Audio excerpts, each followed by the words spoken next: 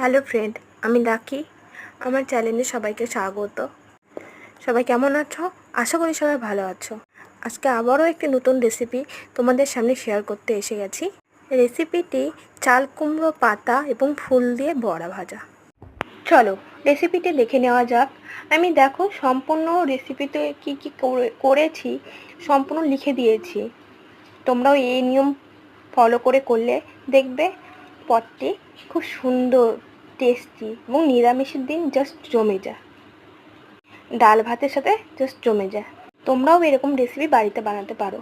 আর এরকম রেসিপি দেখতে হলে অবশ্যই আমার পেজটাকে সাবস্ক্রাইব করে রেখো এবং কমেন্ট করতে ভুলো না। তোমাদের কমেন্ট এবং সাবস্ক্রাইবের জন্য আমি আরও এগিয়ে যেতে পারবো, আরও উৎসাহ পাবো নতুন নতুন ভিডিও করার জন্য। থ্যাংক ইউ সবাইকে আমার ভিডিওটা এতক্ষণ দেখার জন্য।